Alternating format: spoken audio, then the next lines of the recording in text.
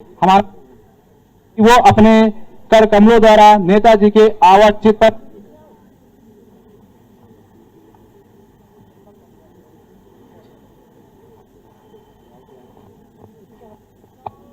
सावधान।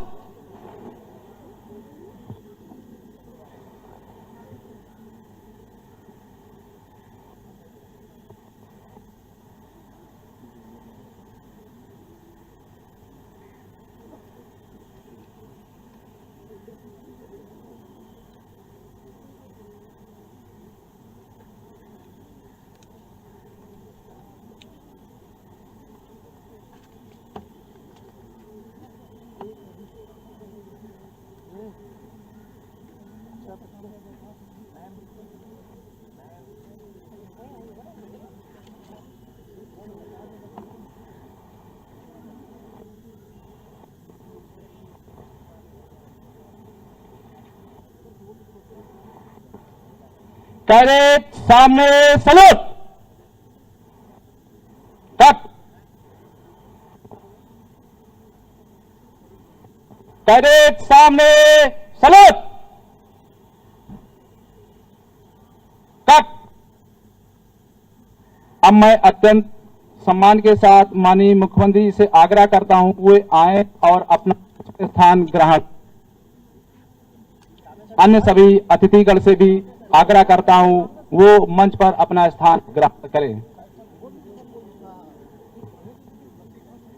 अब मैं सादर अनुरोध करती हूँ इंजीनियर अवनीश कुमार सिंह जी से, आदरणीय अशोक कुमार भार्गव जी, आदरणीय रोहित खत्री जी से आप हमारे यशस्वी मुख्यमंत्री के स्वागत के लिए पुष्पगुच्छ चिन्ह का स्वागत करें।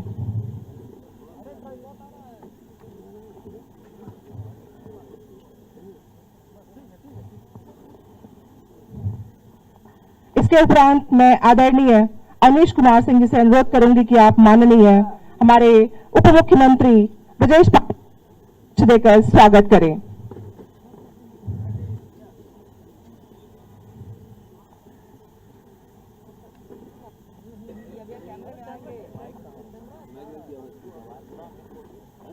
अब मैं आदरणीय सिंह जी से अनुरोध कि आप मंच पर,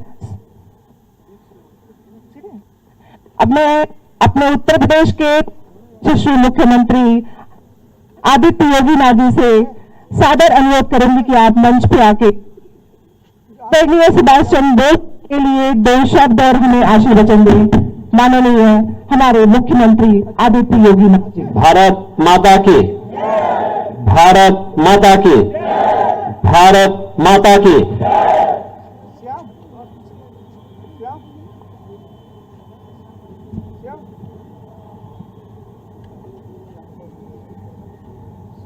भारत माता के महान सपूत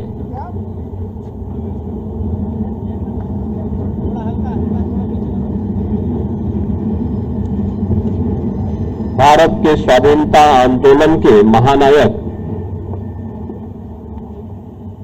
नेताजी सुभाष चंद्र बोस के पावन जयंती कार्यक्रम में आज इस समारोह में यहां पर उपस्थित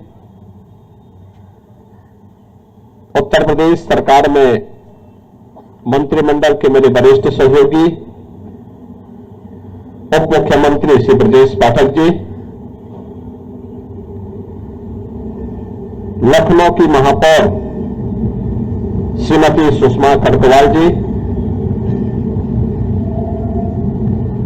इस कार्यक्रम के संयोजक विधान परिषद सदस्य श्री अवनीश कुमार सिंह जी, विधान परिषद सदस्य पूर्व मंत्री डॉक्टर महेंद्र सिंह जी, विधान परिषद सदस्य श्री अंगद सिंह जी, पवन सिंह चौहान जी, विधायक डॉक्टर नीरज वोरा जी,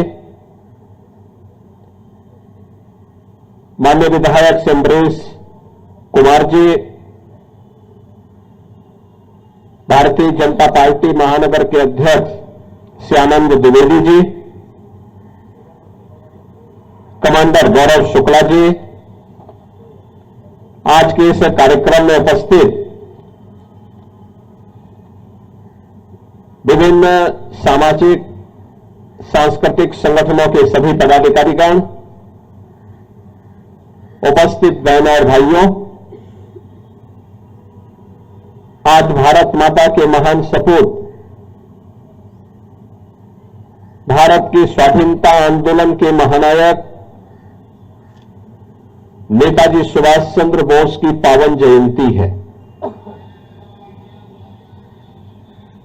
मैं इस अवसर पर उत्तर प्रदेश की सरकार और उत्तर प्रदेश की जनता जनार्दन की ओर से नेताजी के श्री चरणों में नमन करते हुए देश के प्रति उनकी सेवाओं के लिए, उनके योगदान के लिए अपनी कृतज्ञता भी ज्ञापित करता हूं। बहनों और भाइयों, नेताजी सुभाष चंद्र बोस भारत की आजादी का एक ऐसा नाम है जिस नाम के माध्यम से उनके विराट व्यक्तित्व और कृतित्व हर एक भारतीय के सामने अपने आप आता हुआ दिखाई देता है। हर भारतीय इस बात के प्रति जब भी हम नेताजी सुभाष चंद्र बोस का नाम लेते हैं, हर भारतीय के मन में श्रद्धा और सम्मान के साथ ही ओस, तेज और किसी भी विपरीत से विपरीत परिस्थिति में भी देशद्रोही और देश विरोधी तत्वों के सामने न झुकने का एक दृढ़ संकल्प हम सबको दिखाई देता है। नेताजी सुभाष चंद्र बोस 1897 में कटक में जन्म होता है। एक प्रतिष्ठित अधिवक्ता परिवार में जन्म लेने और बचपन में ही उन्हें ब्रिटेन में उच्च अध्ययन के लिए भेज दिया जाता है। आरसीएस की परीक्षा में सर्वोच्च स्थान प्राप्त होने के बाद भी उन्होंने अंग्रेजों की चाकरी करने से इनकार किया था और भारत के स्वाधीनता आंदोलन में कूद पड़े थे। भारत का स्वाधीनता आंदोलन यह कालखंड है जब गांधी जी के नेतृत्व में पूरा देश इस आंदोलन को एक नई दिशा देने की ओर अग्रसर था। उन स्थितियों में भारत के क्रांतिकारियों के सिरमौर के रूप में नेताजी सुभाष चंद्र बोस ने इस आजादी की लड़ाई को एक नई दिशा दी थी।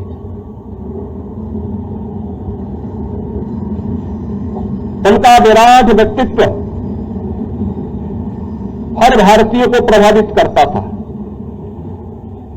भारत के अंदर हो या भारत के बाहर, उन्होंने भारत की आजादी के लिए जो योगदान किया, उनका एक एक शब्द अपने आप में आजादी के आंदोलन का मंत्र बन गया। याद करिए ना, जिन्होंने उस समय कहा था, भारतवासियों का आह्वान किया था कि तुम मुझे खून दो, मैं तुम्हें आजादी दूंगा, यह भारत की आजादी का एक मंत्र बन गया। उनका उद्घोष दिल्ली चलो का आज भी हर भारतीय को प्रेरित करता है।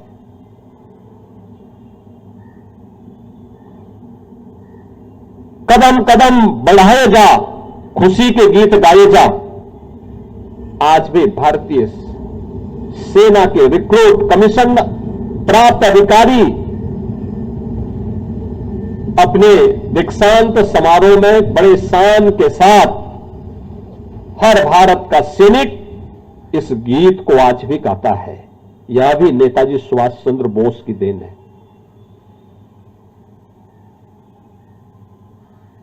स्वाभाविक रूप से भारत के प्रति जिनके मन में यह उदग्र भाव रहा हो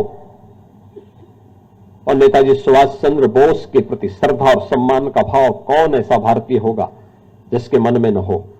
और आज नेताजी सुभाष चंद्र बोस को उनकी इस पावन जयंती के अवसर पर हम सब को स्मरण करने, उनके प्रति कृतज्ञता ज्ञापित करने और नमन करने का एक अवसर हम सबके सामने आया है।